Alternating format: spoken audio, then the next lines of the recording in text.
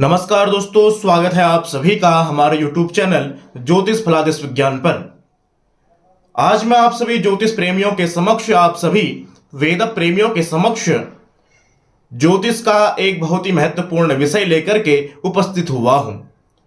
आज की वीडियो में मैं आप सभी ज्योतिष प्रेमियों के समक्ष चर्चा परिचर्चा करने वाला हूं अरिष्टाध्याय। आप सभी ज्योतिष प्रेमियों की जानकारी के लिए बताऊं, मेरे द्वारा इस विषय का संकलन जातकालंकार के अरिष्टाध्याय से किया हुआ है। जातकालंकार के अरिष्टाध्याय से भी आप इस विषय का अध्ययन कर सकते हैं और बड़े आसानी से, बड़ी सरलता से अरिष्टाध्याय के इस विषय को आप समझ सकते हैं। नहीं तो इस वीडियो के माध्यम से अरिष्टाध्याय के जो जो विचारणीय बिंदु हैं, जो जो विचारणीय तथ्य हैं, उन तथ्यों को बड़ी आसानी से, बड़ी सरलता से इस वीडियो के माध्यम से समझाने का प्रयास मेरे द्वारा किया गया है। प्रायः आप सभी लोगों ने कहीं ना कहीं माताओं के मुख से इस प्रकार का वचन सुना होगा कि हमारा बालक बाल्यावस्था में बड़ा परेशान रहता था, या हमारा बालक बाल्यावस्था में बड़ा परेशान रहता है। ससमय रात्रि काल में सोता नहीं है, अपितु अत्यधिक रुदन करता है और भोजन प्राप्त नहीं करता है। हमारी जन्म कुंडली में कौन सी ऐसी ग्रह स्थितियां होती हैं जिन ग्रह स्थितियों के कारण बालक को बाल्यावस्था में अत्यधिक शारीरिक कष्ट का अनुभव होता है, बालक को बाल्यावस्था में अज्ञात भय का अनुभव होता है। तो आज की वीडियो के माध्यम से इसी विषय को बड़ी आसानी से, बड़ी सरलता से मैंने आप सभी को समझाने का प्रयास किया है। हमारे शास्त्रकार लिखते हैं, प्रत्येकम शशि पाप समेत केंद्रेर्वास विनाश मुपैति। शास्त्रकार कहते हैं कि जन्म कुंडली के लग्न पर चंद्रमा विराजमान हो, और वह चंद्रमा कैसा हो, तो वह चंद्रमा क्षीण हो, पापी ग्रहों से प्रभावित हो, अथवा अपनी नीच राशि पर विराजमान हो। इसके पश्चात जन्म कुंडली के चतुर्थ स्थान, जन्म कुंडली के सप्तम स्थान और जन्म कुंडली के दसम स्थान पर पापी ग्रह विराजमान हो, तो निश्चित रूप से इसे हमारे शास्त्रकारों के द्वारा बालारिष्ट योग कहा गया है। अगर ऐसा योग किसी भी जातक या जातिका की जन्म कुंडली में दिखाई पड़ता है, तो निश्चित रूप से ऐसी स्थिति के कारण बालक अपनी जन्मावस्था से 8 वर्ष की आयु पर्यंत शारीरिक कष्ट का अनुभव करता है, अज्ञात भय का अनुभव करता है। इसके पश्चात हमारे शास्त्रकार लिखते हैं, पापा बुधयास्त गतौ क्रूरेण युतश्च शशि दृष्टश्च शुभेर्न यदा मृत्युश्च भवेत् अचिरात्। शास्त्रकार के द्वारा यहां कष्ट शब्द के स्थान पर मृत्यु शब्द का उल्लेख किया गया है, इसलिए भयभीत होने की कोई आवश्यकता नहीं है।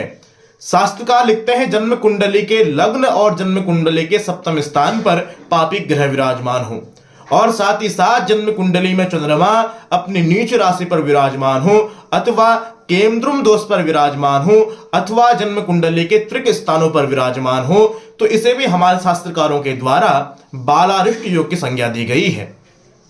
अगर इस प्रकार का योग भी किसी जातक या जातिका की जन्म कुंडली पर दिखाई पड़ता है, तो इस योग के कारण वह जातक अपनी बाल्यावस्था में अवश्य रूप से शारीरिक कष्ट का अनुभव करता है, इसमें भी कोई संदेह नहीं है। शास्त्रकार पुनः लिखते हैं, क्षीणे हिमगो व्ययगे पापे हृदयाष्टमगहे केंद्रेषु शुभाश्च नचेत क्षिप्रम निधनम प्रवदेत। जन्म कुंडली के 12वें स्थान पर चंद्रमा विराजमान हो, और साथ ही साथ जन्म कुंडली के लग्न पर और जन्म कुंडली के अष्टम स्थान पर पापी ग्रह विराजमान हो, तो इसे भी हमारे शास्त्रकारों के द्वारा बालारिष्ट योग की संज्ञा दी गई है। अगर ऐसी स्थिति किसी बालक की जन्म कुंडली पर दिखाई पड़ती है, तो निश्चित तौर पर ऐसा बालक भी अपनी बाल्यावस्था में अज्ञात भय का अनुभव करता है, इसमें भी कोई संशय की स्थिति नहीं है। शास्त्रकार लिखते हैं कि जन्म कुंडली के लग्न पर, जन्म कुंडली के द्वादश स्थान पर और जन्म कुंडली के सप्तम और जन्म कुंडली के अष्टम स्थान पर पापी ग्रह विराजमान हो, या इन स्थानों पर चंद्रमा विराजमान हो, और वह चंद्रमा कैसा हो, क्षीण हो, कृष्ण पक्ष का हो, पापी ग्रहों से प्रभावित चंद्रमा हो, तो ऐसी स्थिति के कारण भी जातक अपनी बाल्यावस्था में शारीरिक कष्ट का अनुभव करता है, या बाल्यावस्था में ऐसा जातक अपने स्वास्थ्य के कारण, अपने शरीर के कारण परेशान रहता है। साथ ही साथ बालक को इन ग्रह स्थितियों के कारण उस अवस्था में अज्ञात भय बने रहता है। शास्त्रकार लिखते हैं कि जन्म कुंडली के छठे और आठवें स्थान पर चंद्रमा विराजमान हो और जन्म कुंडली के लग्न स्थान अथवा जन्म कुंडली के केंद्र स्थानों पर पापी ग्रह विराजमान हो तो ऐसी स्थिति के कारण भी बालक अपनी बाल्यावस्था में कष्ट का अनुभव करता है। इसमें भी कोई संशय की स्थिति नहीं है। शास्त्रकार लिखते हैं जन्म कुंडली के लग्न पर चंद्रमा हो और साथ ही साथ जन्म कुंडली के अष्टम स्थान अथवा जन्म कुंडली के केंद्र स्थान। तो जन्म कुंडली के केंद्र स्थान कौन कौन से हैं? तो जन्म कुंडली के केंद्र स्थान 1, 4, 7, 10 इन स्थानों को हमारे शास्त्रकारों के द्वारा केंद्र की संज्ञा दी गई है। जन्म कुंडली के लग्न पर चंद्रमा हो और वह चंद्रमा कैसे हो? पापी ग्रह से प्रभावित हो।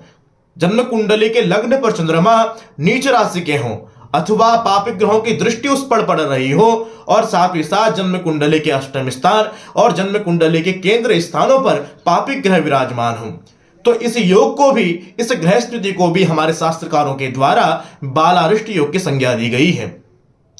हमारे शास्त्रकार कहते हैं कि लग्न पर शनि राहु की युति हो।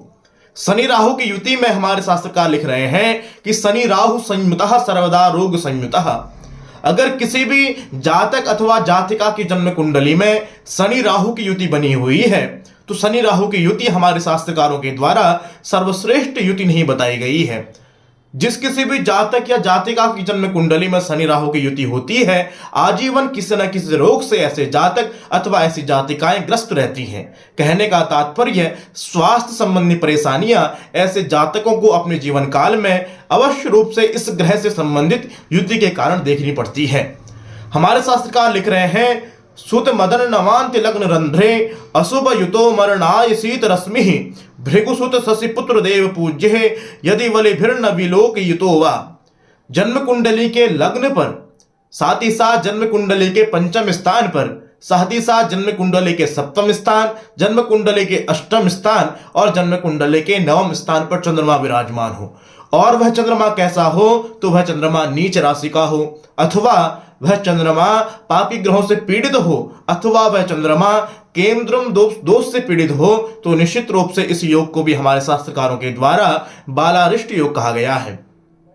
दर्शकों, आप सभी लोगों ने देखा होगा कि पूरे विषय में चंद्रमा का पीड़ित होना हम सभी को दिखाई पड़ा। अगर किसी भी जातक या जातिका की जन्म कुंडली में चंद्रमा पीड़ित होते हैं तो ये स्वास्थ्य के दृष्टिकोण से हमारे शास्त्रकारों के द्वारा उचित नहीं बताया गया है। चंद्रमा यदि किसी भी जातक या जातिका की जन्म कुंडली में पीड़ित दिखाई पड़े, नीच राशि के हों, पापी ग्रहों की दृष्टि चंद्रमा पर पड़ रही हो, कृष्ण पक्ष के हों तो निश्चित रूप से ऐसी स्थिति के कारण जातक अपनी बाल्यावस्था में शारीरिक कष्ट का अनुभव अवश्य रूप से करता है अथवा अज्ञात भय का अनुभव अपनी बाल्यावस्था में करता है। तो चंद्रमा का विचार बालारिष्ट योग में प्रधानता से पाया गया। तो शास्त्रकार के द्वारा अरिष्टाध्याय में इस प्रकार की चर्चा की गई है और साथ ही साथ अरिष्टाध्याय के साथ साथ हमारे शास्त्रकारों के द्वारा अरिष्ट भंग योग की चर्चा भी की गई है। अरिष्टाध्याय में तो हम सभी लोगों ने समझा कि इन ग्रह स्थितियों के कारण अरिष्टाध्याय का निर्माण हो रहा है, अरिष्टों का निर्माण हो रहा है। लेकिन कौन सी ऐसी ग्रह स्थितियां होती हैं जिन्हें ग्रह स्थितियों के कारण अरिष्ट भंग योग बन जाता है? तो आज की वीडियो में मैंने आप सभी के समक्ष अरिष्टाध्याय से संबंधित परिचर्चा करी है और इस विषय को बड़े आसानी से समझाने का प्रयास किया है। आने वाली वीडियो में मैं आप सभी ज्योतिष प्रेमियों के समक्ष अरिष्ट भंग योग की चर्चा करूंगा और उस विषय को बड़े आसानी से आप सभी को समझाने का प्रयास करूंगा। आज के लिए बस इतना ही। पुनः उपस्थित होंगे नई वीडियो के साथ, तब तक के लिए धन्यवाद।